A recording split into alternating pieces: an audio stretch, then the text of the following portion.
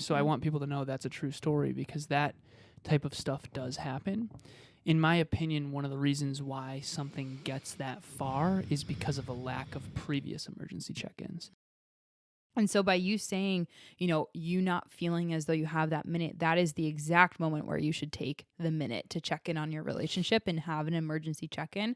That is that moment that truly can make or break your relationship. Conscious couples, business partners, and singles committed to attracting their dream partner. Welcome to the Conscious Couples podcast, where we share our life, love story, and combined relationship expertise to help you create and consistently cultivate the most magnificent, intimate relationship possible. Never again will you feel hopeless and alone in your intimate relationship challenges. Having accumulated thousands of hours coaching conscious couples and individuals all over the world, as well as starting and growing a global business together, Alan and I are here to guide you in all things relationships. Thank you again for tuning into the one place where it's not about you or me, it's about the we. Conscious couples and singles, welcome back to the Conscious Couples podcast, where it's not about you or me, it's about the we, if you didn't already know.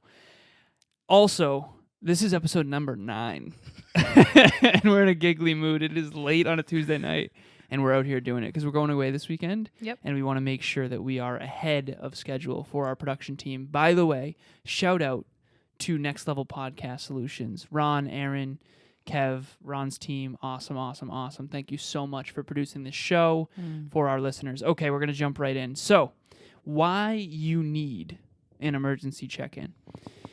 The last episode 8, if you have not listened to it, it was about what is the cornerstone question of your relationship. This is about an emergency check-in, and if you look at episode 7, we talked about a really in-depth weekly check-in that we did for the first year of our relationship. This is an emergency check-in that we now can leverage when we need it, if we need it.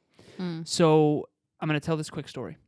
Kevin was a volunteer firefighter, and he told me that they gave him a pager that they would call even if it was like 3 a.m. And you're on call as a volunteer firefighter. So it's like there was a car fire. They called Kev. Okay, pager goes off. You got to get your stuff on and go. Yep. And in the case of an emergency, you have to be prepared to put the fire out. And I think that's a really good analogy for in an intimate relationship, there's a lot going on. Maybe you have kids. Maybe you have a family gathering. The holidays are a whole thing. Whatever it is that you're going through, you might need an emergency check-in to really sit down with your partner and just have a quick check-in of like, okay, we're not on the same page and we know it and we can feel it. Let's make sure we get back on the same page before we move forward and before any more damage is done. But I digress. Ladies first, sweetheart, what is your take on this? You sweet. I think that's a great start, Lovey. Thank you, honey. And nothing better than firefighters waking up at 3 a.m. because they got to go put out a fire. Shout out to you guys and gals. So I want us all to jump back to our former experience as children in classrooms. So there was probably a moment, if you happen to experience this, where your teacher had asked you a question or had asked the class in this setting a question. And at the time, you probably either were person A or person B. And at the time, person A was so excited to answer this question and so excited to volunteer their answer that they literally could not wait, squealing with excitement. And you had to put your hand up before the teacher would call on you and share your experience or share your answer.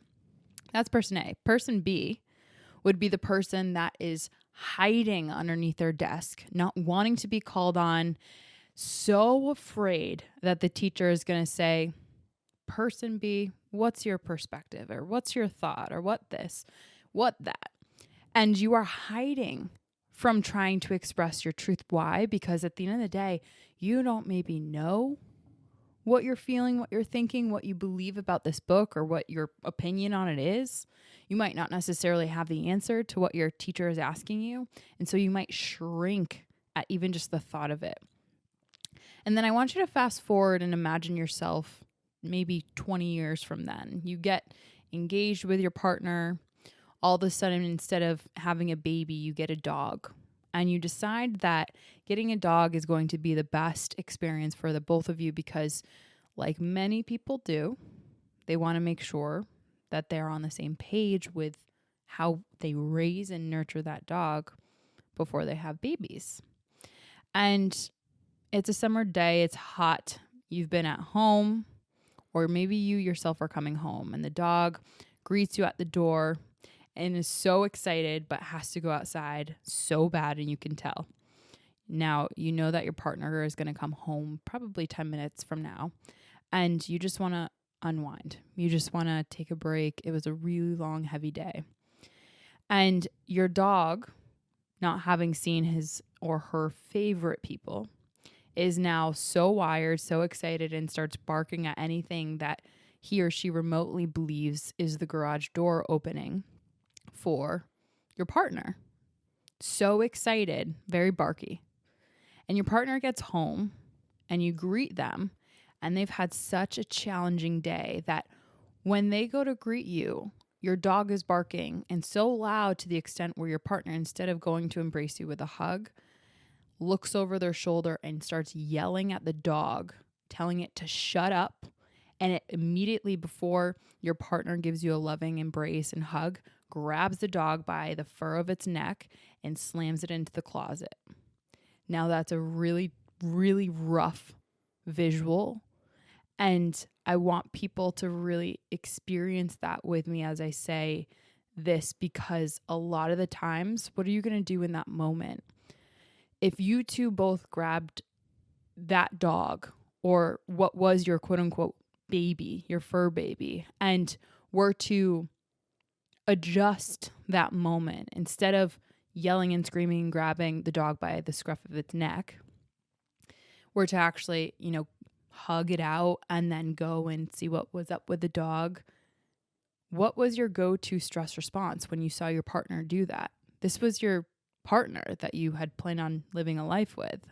And this was your baby that the two of you decided to get and nurture into existence. And now this poor little pup has been shoved into a closet by the fur of its own neck because it was so excited to see its family.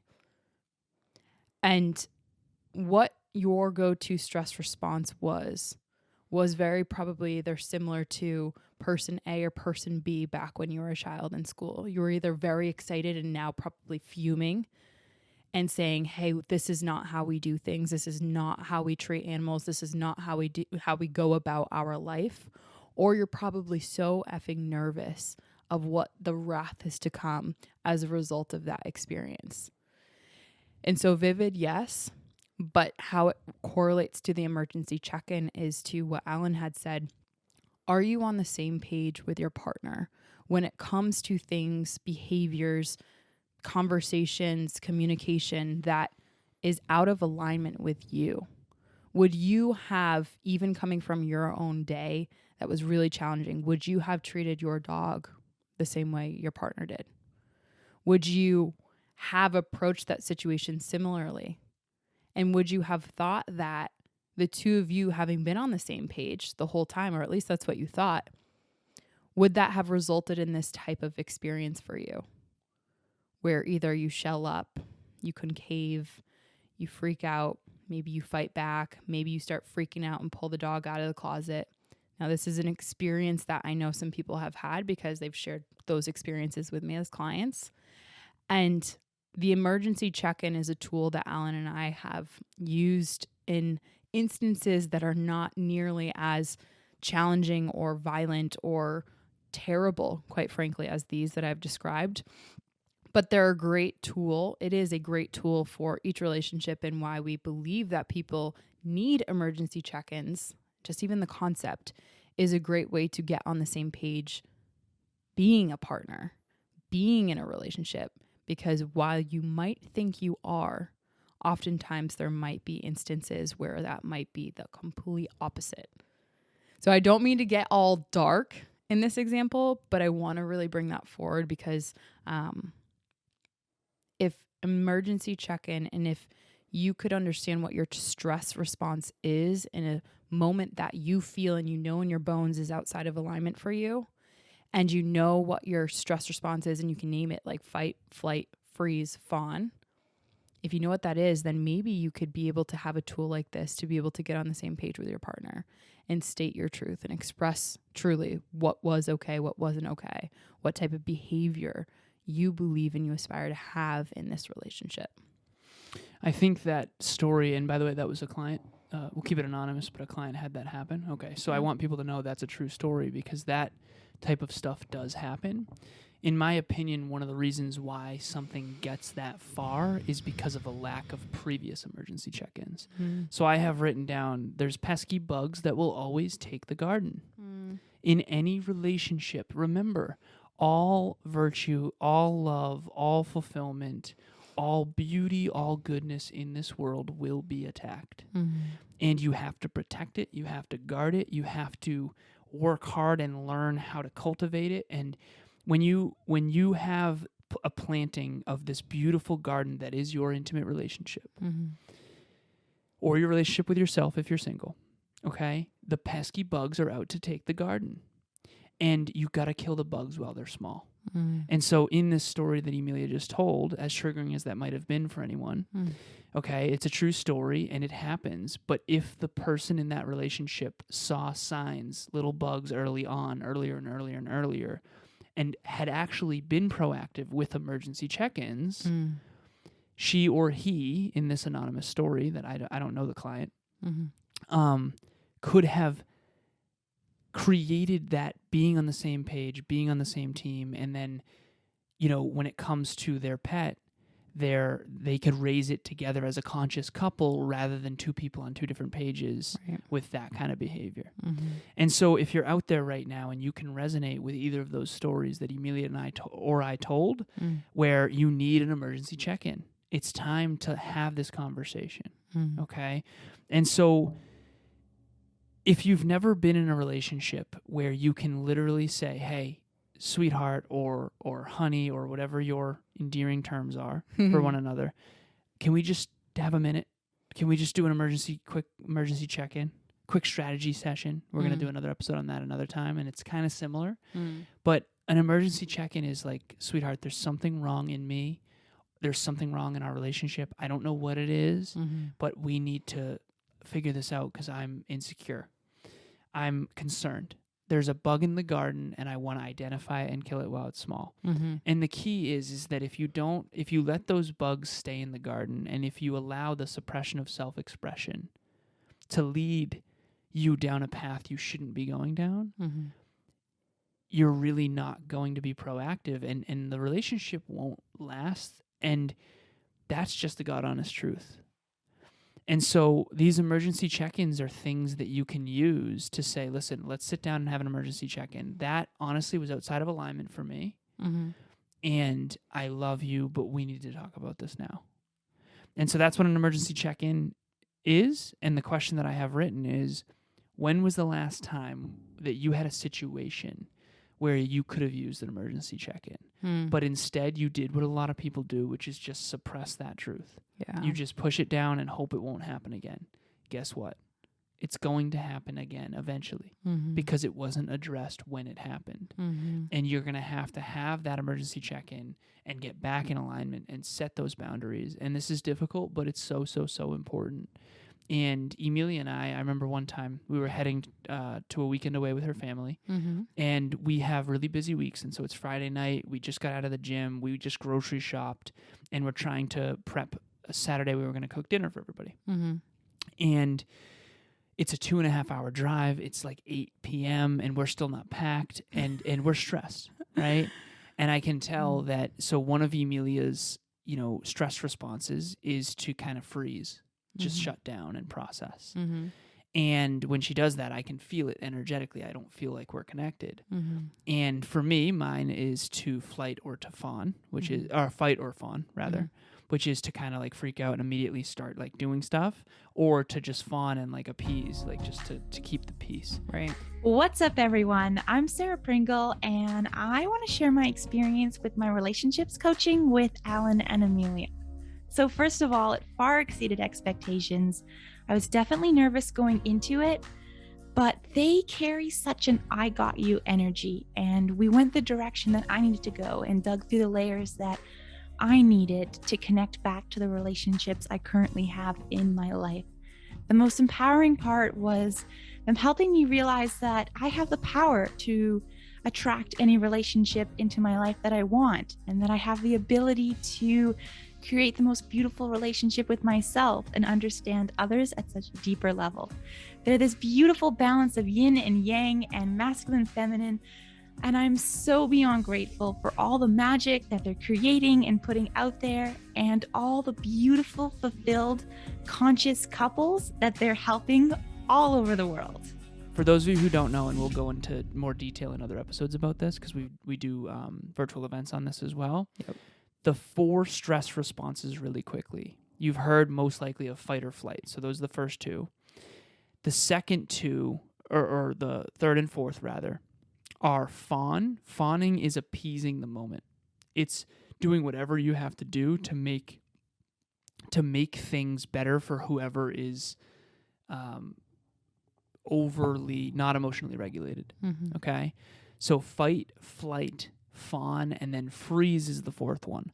Freeze is you just kind of shut down because you don't want to hurt anyone and you also don't want to get hurt, so you just kind of shut down. You disassociate from your body, from what your experience is. You kind of concave into yourself. Right, and you disassociate from the experience. Yep. Yeah, exactly.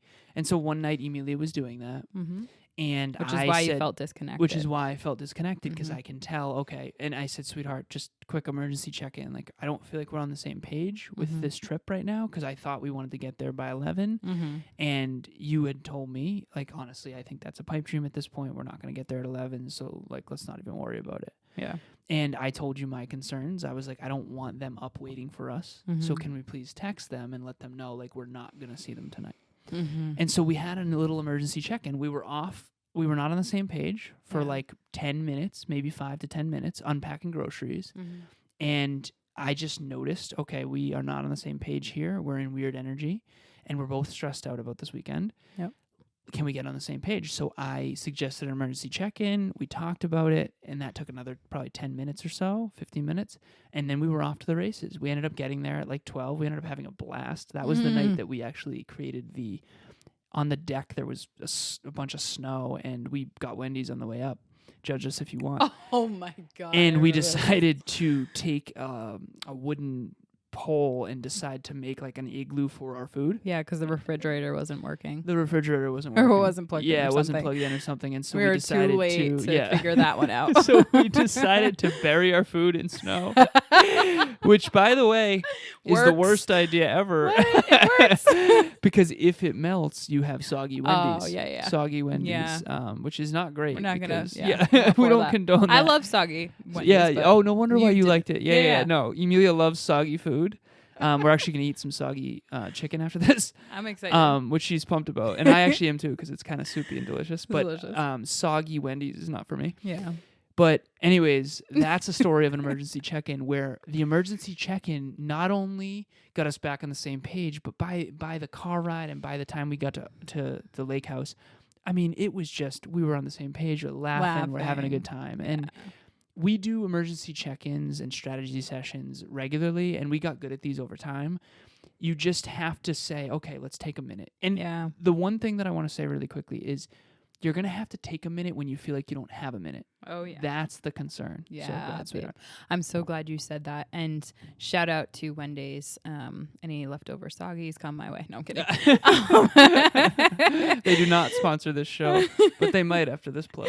So I'm really glad what you said just there, babe, because I remember like I'm typically the person who just wants to like go. And whenever you would call that like emergency check-in, I would like the subconscious part of me that just doesn't want to lose momentum, doesn't want to let anyone down, doesn't want to like get lower than the expectations that I personally set for myself or that I perceived someone else to set of me. So like, for example, with my parents wanting to make sure that we get there on the family weekend, they're trying to make it super nice for us. And I appreciate that so much, but us trying to do and live the life that we do, no one does that. No one does what we do. So no one could possibly understand what we do.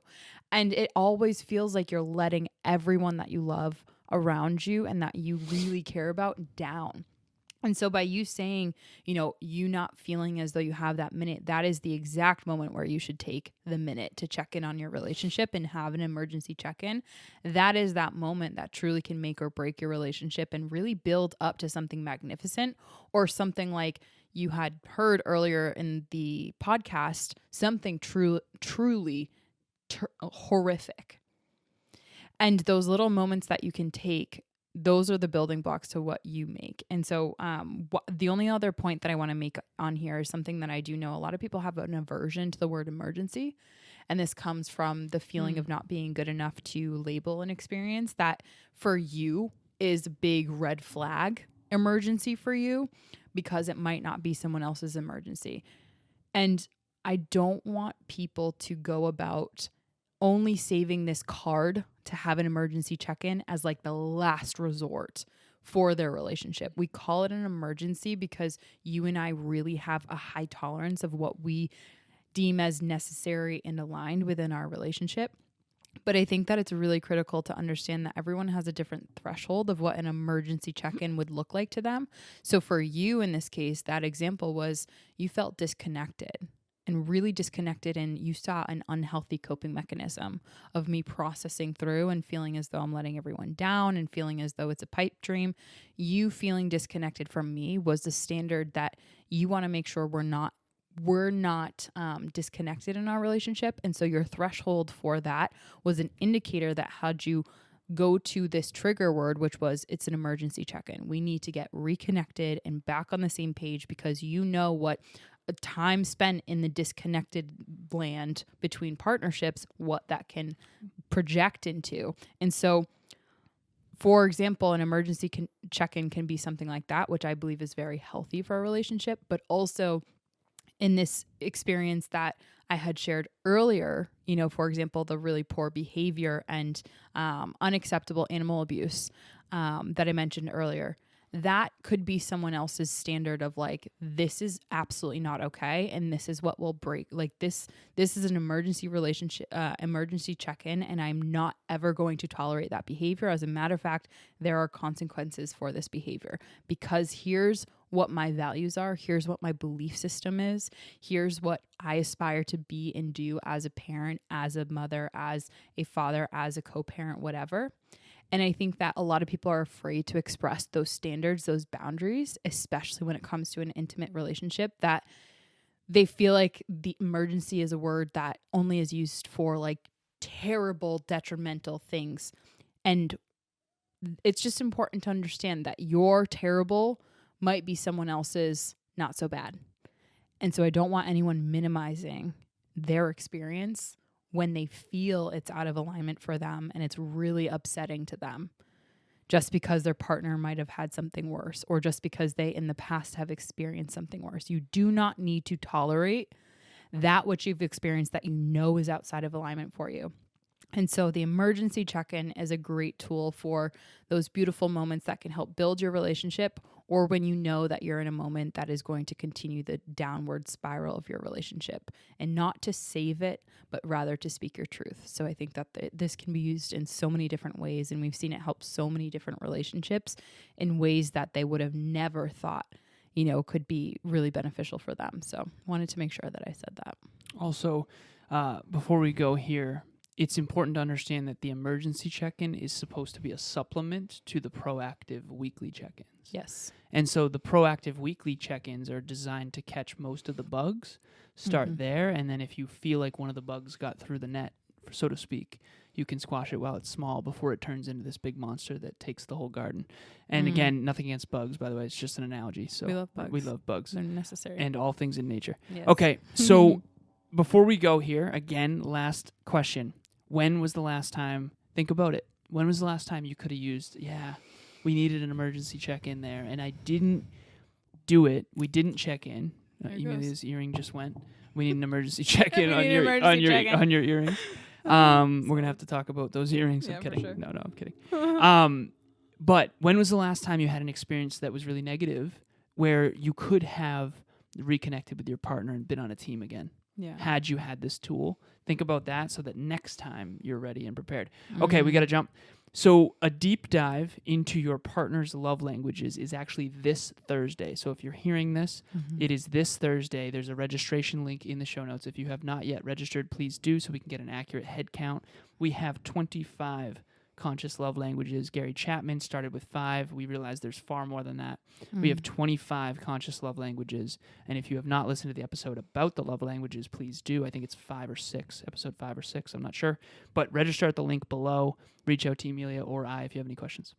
One of the biggest downfalls of relationships is resentment and contempt, where people are counting score of one another in the intimate relationship. This tick for a tack thing, an eye for an eye, we all go blind. A lot of relationships will count score, and because why your body takes score. When you are experiencing something that is out of alignment or that you feel really doesn't resonate with you, if your partner does something that you really are upset by or you get frustrated by and you're not expressing it and you're not talking about it, your body will remember that. And it oftentimes turns out into being very disconnected and not having any sort of intimacy, and it can lead to so many different horrible things where relationships really do get led astray. And so we don't want anyone who is listening to this to feel as though that resentment or challenge that you're having in your relationship doesn't have the ability to completely turn around. I mean, we have worked with people all over the world. We've said that before, but we're talking on the brink of divorce and have completely transformed to now having their own different languages, their own cute little words, and like all these amazing things that are having them sustainably grow and thrive beyond what they ever thought was possible. And what might have been kept score in the body in terms of resentment and contempt for the things that they didn't feel heard or seen or appreciated or valued in has had the opportunity to be worked through and discussed in a very healthy way that has honestly brought them closer together.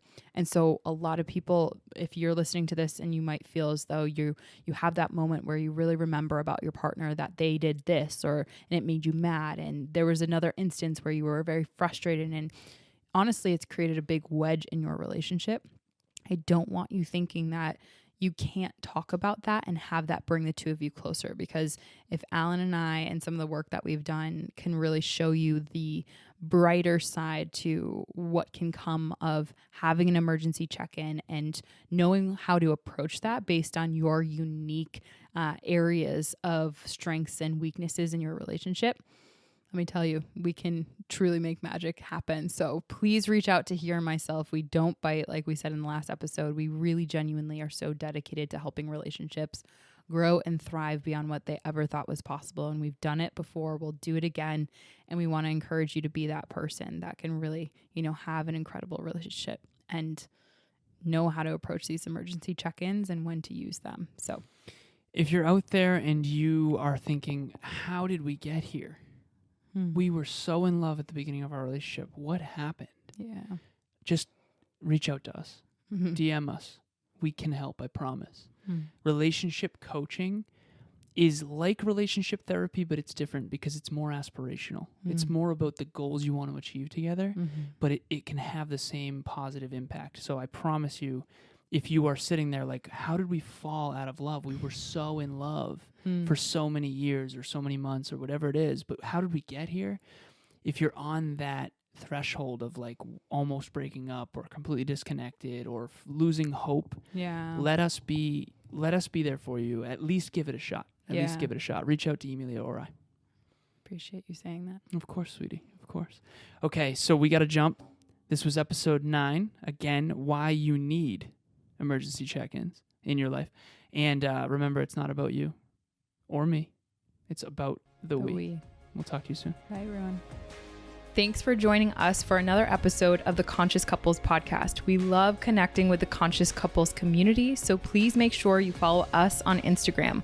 I am at Evolve with Emilia, and Alan is Lazaros88.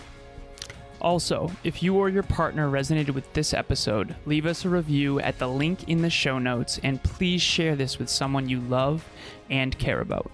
Until next time, remember, it's not about you or me. It's about the we.